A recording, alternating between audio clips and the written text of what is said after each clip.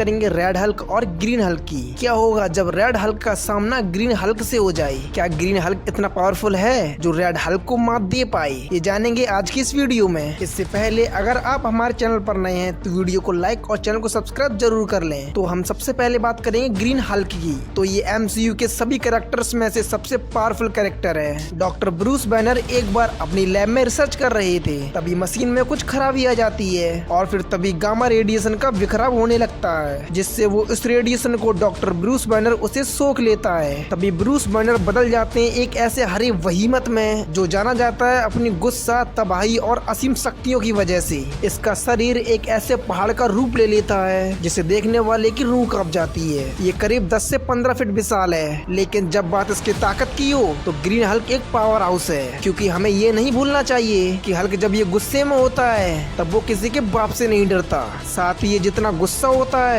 इसकी ताकत उतनी ही बढ़ती जाती है और तो और ये काफी ड्यूरेबल भी है। माना जाता है कि लड़ने की कोई न कोई वजह तो जरूर होती है, मगर ग्रीन हल्क के केस में विशाल आकार वाला जीव दिख जाए तो वजह काफी है लड़ने के लिए। इसीलिए ये लेवियाथन और सर्टर से लड़ने में काफी उत्साहित था। इसकी ताकत के भी कुछ नमूने थॉर ने भी कई बार देखे हैं और हल्क के एक हाथ को रोकने के लिए थॉर को अपने दोनों हाथों का प्रयोग करना पड़ा था, जबकि इसने अपने दोनों हाथों से स्टार रिकॉर्डर को भी शुरू कर दिया था। इसके पंच में इतनी ताकत है जिसने अपनी एक ही घूंसे से लेवियाथन को मारकर ढेर कर दिया था। ग्रीन हल्क अपने दुश्मन को तब तक पीटता रहता है जब तक उसका गुस्सा शांत न हो जाए या फिर सामने वाले की मौत न हो जाए। ग्रीन हल्क सिर्फ ताकतवर ही नहीं बल्कि बिना आर्मर के काफी ड्यूरेबल और फ्लेक्सिबल है। चाहे इसके ऊपर गन फायर हो, थॉर का हमला हो, सर्टर की आग हो या फिर फेनरी की व्हाइट फोर्स हो, इससे कोई फर्क नहीं पड़ता। रही बात इंटेलिजेंस की तो ग्रीन हल्क के पास तब तक नहीं रहती जब तक ये एक हल्क के फॉर्म में है, पर इसको इतना तो जरूर पता होता है कि सामने वाले की चटनी कैसे बनाई जाए।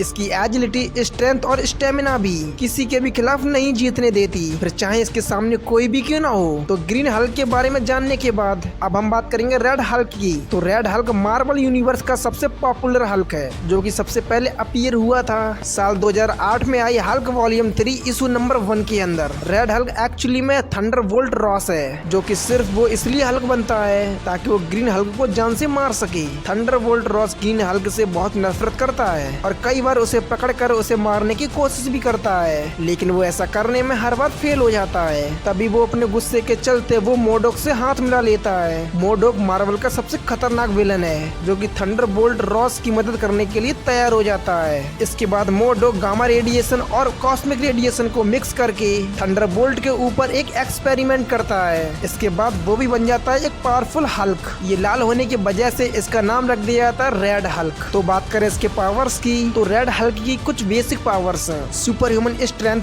ड्यूरेबिलिटी, एडवांस स्पीड, काफी कमाल का स्टेमिना, रीजनरेशन की एबिलिटी और सुपर जंप। रेड हल्क की पावर्स भी ग्रीन हल्क से काफी मिलती जुलती हैं और इसके पास भी ग्रीन हल्क जितनी ही ताकत है। रेड हल्क में इतनी ताकत है कि वो एक बार थॉर से फाइट करके उसका हथौड़ा छीनकर उसी को पेल दिया था। और रेड हल्क थॉर के हैमर को इसलिए उठा पाता है क्योंकि वो थॉर से लड़ाई करने के लिए उसे स्पेस में ले जाता है और स्पेस में ग्रेविटी ना होने की वजह से रेड हल्क थॉर के हैमर को यूज कर पाता है। रेड हल्क के ऊपर एक बार तो सी हल्क, स्पाइडर वुमन और बाकी कई सारे सुपर हीरोज ने एक साथ अटैक किया था, लेकिन ये रेड हल्क अकेले ही सबको हरा देता है। और जैसे ग्रीन हल्क ने सेंट्री को टक्कर दी है, वैसे ही रेड हल्क भी सेंट्री से लड़ चुका है और ये भी उसे बराबरी का टक्कर दे चुका है। इन सब के अलावा रेड हल्क के पास एक और कमाल की एबिलिटी है और वो ये है कि रेड हल्क अपनी आंखों से एनर्जी बीम क्रिएट कर सकता है, जो ग्रीन हल्क नहीं कर सकता। और जिस तरह ग्रीन हल्क लड़ते समय कभी नहीं थकता,